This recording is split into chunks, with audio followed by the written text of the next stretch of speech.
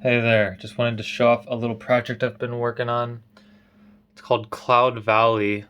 I've called it a bunch of different things, but I'm calling it Cloud Valley.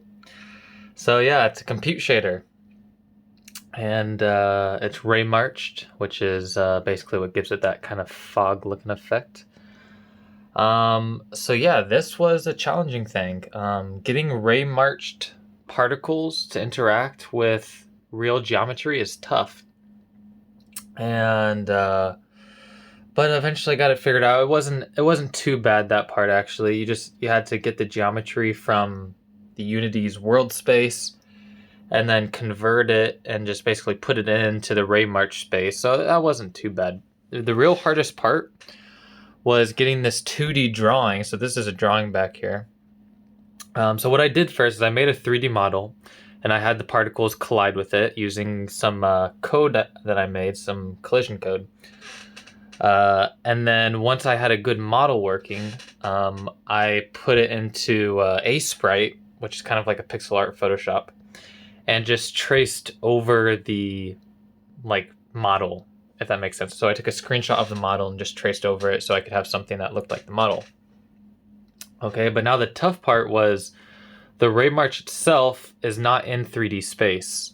It looks like it is, but it's actually not. It's still being projected onto a flat surface. So to get the right particles to show, as you can see, there's like some in front of the mountain, some behind the mountain, some that go into the little cliff crevices and build up on the walls and stuff like that. And to get that to happen, I had to use a depth map from the 3D model and then apply it onto the ray march using the correct space. But depth map isn't actually in world space. It has its own units, and that way you can get depth, like detailed depth of a wide range. And so anyway, it took a long time to figure out how to get that depth map working for the ray march, but as you can see, eventually I did, and it was pretty cool looking. The physics particles themselves are in a compute shader, if I didn't say that, and then they're written into a 3D texture.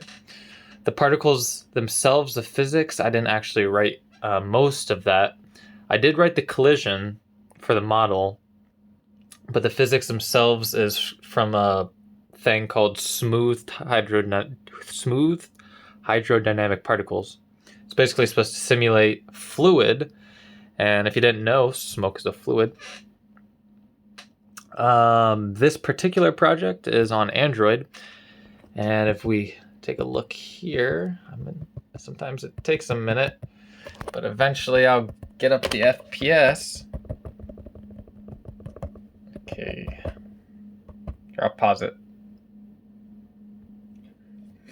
Okay, as we can see here, present limited means that everything is has spare resources, so the CPU and GPU have spare resources.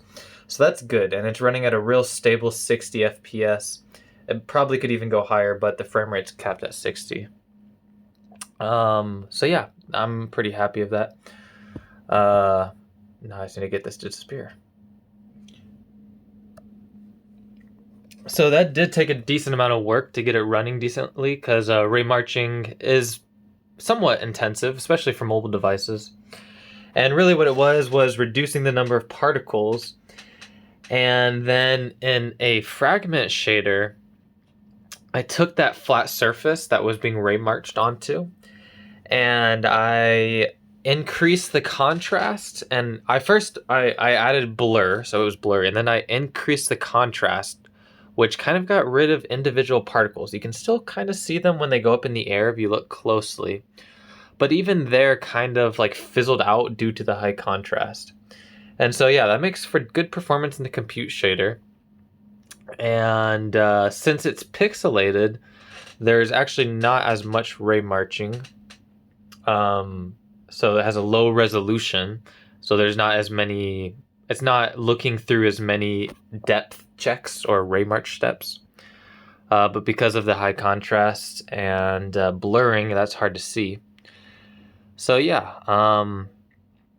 this is Smooth Particle Hydrodynamics, or Cloud Valley. It's one section in the mobile game I've been working on for the past 6 months, and it's a section I'm pretty proud of, to be honest. So yeah. Oh, and one thing I wanted to mention, the way these particles are moving around is through the tilt of my phone.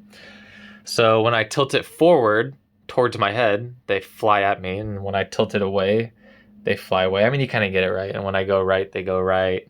And when I make a circle, they can go in a circle. And so yeah, and when I go upside down, they will go upside down. So I'm pretty proud of it. I'm pretty happy with how it turned out. And that's pretty much it. Thanks for watching.